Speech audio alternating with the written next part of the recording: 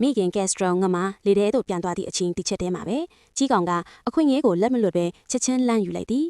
တစ်စက္ကန့်တော့မစင်စားပဲဓာတ်ရိုက်အိမ်မှုဆိုးစီသို့ပြန်တန်းသွားသည်ရှေ့မှာပဲရှိနေတဲ့အစာရမည့်အခွင့်အရေးကသူ့ကိုမျက်စိမမြင်အောင်လှည့်စားလိုက်သည်အိမ်ပိုင်ရှင်ကိုကြောက်ရမယ်ဆိုတဲ့စိတ်လဲလုံးဝပြောက်ကွယ်သွားသည်မျက်စိတစ်ချက်အတွင်းမှာပဲကြီးကောင်ကဥတလုံးကိုဖမ်းယူပြီးလွတ်ပြေးသွားသည်ဒါပေမဲ့မိခင်ကက်စထရယ်ကတခုခုမမှန်ဘူးဆိုတာကိုခံစားမိသလိုချက်ချင်းပြန်လှည့်လာခဲ့သည်သူမကိုကြိုးစိုးနေတာကမိဘတိုင်းအတွက်အဆိုးဆုံးအိမ်မက်တစ်ခုပါပဲဥတလုံးပြောင်းနေပြီးခိုးယူခံလိုက်သည်ဒါသာကမိုးကြိုးမုန်တိုင်းလိုသူမအတွဲမှာလှုံရှားလာပြီးခေါင်းတောင်ပေါက်ကွဲသွားမလားထင်ရအောင်ထင်လာသည်ဒီလုံရက်ကိုလှုပ်တဲ့သူကိုတော့အကြီးမားဆုံးသင်ခန်းစာတစ်ခုသင်ပေးမယ်လို့ဆုံးဖြတ်လိုက်သည်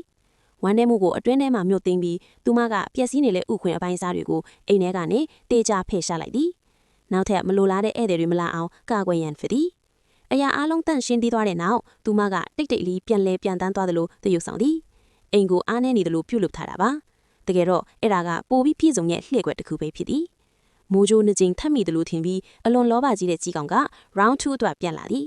ဒါပေမဲ့ဒီတစ်ကြိမ်မှာတော့မလွတ်ခင်မှာပဲမိခင်ကက်စထရယ်ကတရခန်ကိုတွေ့လိုက်ပြီးမြားသစင်းလိုအရှင်ပြင်းစွာလှမ်းဝင်တိုက်ခိုက်လိုက်သည်နောက်ဆုံးရလာကတော့တစ်ကြိမ်တည်းထိုးချလိုက်တဲ့တိုက်ခိုက်မှုကြောင့်လောဘကြီးတဲ့ကြီးကောင်ကအဲ့ဒီနေရာမှာပဲအသက်ဆုံးသွားခဲ့သည်